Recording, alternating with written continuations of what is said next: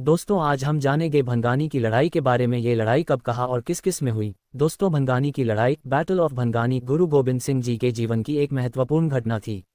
ये लड़ाई 18 सितंबर 1688 को हिमाचल प्रदेश के पांवटा साहिब के पास भंगानी नामक स्थान पर लड़ी गई थी। इस युद्ध में गुरु गोबिंद सिंह जी ने पहाड़ी राजाओं और उनके सहयोगी सेनाओं के साथ सामना किया।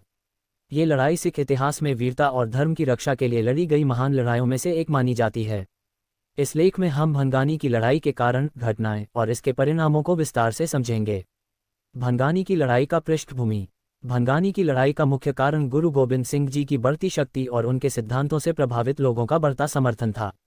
गुरु गोबिंद सिंह जी 1666-1708 सिख धर्म के 10वें गुरु थे और उन्होंने धर्म की रक्षा और समाज में समानता के लिए अपनी पूरी जिंदगी समर्पित कर दी थी।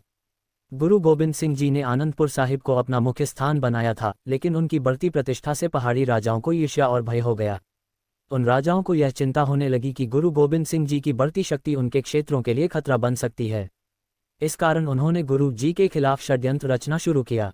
गुरु गोबिंद सिंह जी के साथ उनके अनुयायियों और अन्य धर्म रक्षक योद्धाओं का समर्थन था।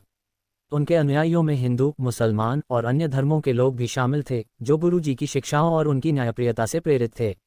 भंगानी की लड़ाई की शुरुआत 1685 में गुरु गोबिंद सिंह जी ने हिमाचल प्रदेश के पांवटा साहिब को अपना निवास स्थान बनाया। यहाँ उन्होंने साहित्यिक और सैन्य गतिविधियों को बढ़ावा दिया। उन्होंने अपनी सेना का गठन किया और उन्हें युद्ध कौशल सिखाया। ये गतिविधियां पहाड़ी राजाओं के लिए चिंता का विषय बन गईं। इन राजाओं में खासतौर पर भीमचंद, कालाचंद और अन्य छोटे छोटे पहाड़ी राजा शामिल थे।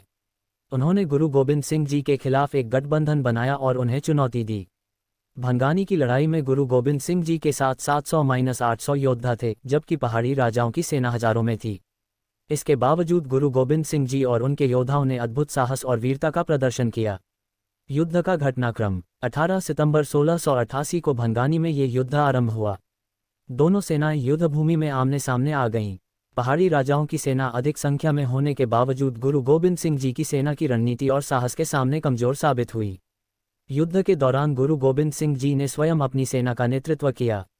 उन्होंने अपने अनुयायियों को प्रेरित किया और धर्म की रक्षा के लिए लड़ने का आह्वान किया। गुरु गोबिंद सिंह जी के योद्धाओं में साईं बेग और उधम सिंह जैसे मुसलमान योद्धा भी शामिल थे। उन्होंने भी इस लड़ाई में अद्वितीय साहस दिखाया। युद्ध का परिणाम। ये युद्ध गुरु गोबिंद सिंह जी की जीत के साथ समाप्त हुआ। उनकी सेना ने पहाड़ी राजाओं और उनके सहयोगियों को पराजित कर दिया। इस लड़ाई ने न केवल गुरु गोबिंद सिंह जी की शक्ति और नेतृत्व क्षमता को सिद्ध किया, बल्कि उनके अनुयायियों के मनोबल को भी बढ़ाया। युद्ध के बाद गुरु गोबिंद सिंह जी ने अपने कवित विचित्र नाटक में इस युद्ध का वर्णन किया है। इसमें उन्होंने अपनी सेना की वीरता और ईश्वर की कृपा का उल्लेख किया है। भंगानी की लड़ाई का महत्व।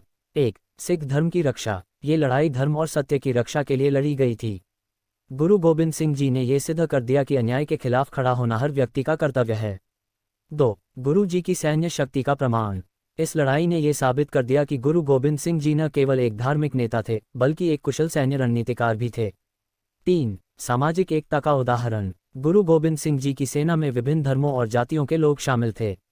ये लड़ाई सामाजिक एकता और समानता का प्रतीक बनी। 4. प्रेरणा का स्रोत। भंगानी की लड़ाई ने आने वाली पीढ़ियों को साहस और धर्म के प्रति निष्ठा की प्रेरणा दी। निष्कर्ष। भंगानी की लड़ाई सिख इतिहास का एक महत्वपूर्ण अध्याय है। ये लड़ाई केवल एक सैन्य संघर्ष नहीं थी, बल्कि यह धर्म, सत्य और न्याय के लिए लड़ी गई एक प्रेरणादायक गाथा है।